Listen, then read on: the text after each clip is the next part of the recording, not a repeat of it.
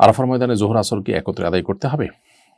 এর উত্তর হলো আরাফার ময়দানে জোহর এবং আসর এক আজানে দুই একামতে, অর্থাৎ জোহর পড়ে এরপরে আরেকটা একামত দিয়ে আসর পরপরইভাবে দুটোটা আদায় করাটা সুন্নাহ। এটা একদল উলামাদের মত, কারণ নবী সাল্লাল্লাহু আলাইহি ওয়াসাল্লাম এমনটি করেছেন।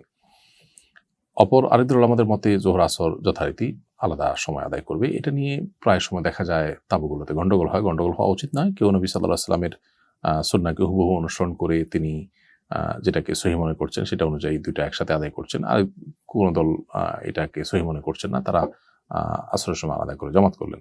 এটা নিয়ে নিজেদের মধ্যে মত পার্থক্য, এটা ঝগড়ার দিকে যাওয়া উচিত নয়। এবং এক্ষেত্রে কসর পড়বেন না 4 রাকাত পড়বেন, এটা নিয়ে মত পার্থক্য আছে।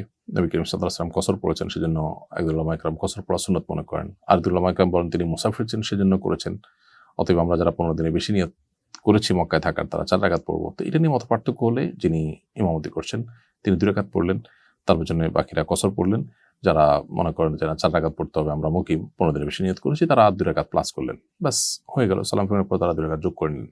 তাতেই একই জামাতে আমরা নামাজটা পড়তে পারি এবং মতভিন্নতা বা ঝগড়ার দিকে আর যাওয়া লাগে না। হুদহুদ ট্যুরস অ্যান্ড ট্রাভেলস, হজ ও উমরার বিশ্বস্ত প্রতিষ্ঠান। রাহবার হয়ে পথ দেখাবে হুদহুদ ট্যুরস অ্যান্ড ট্রাভেলস।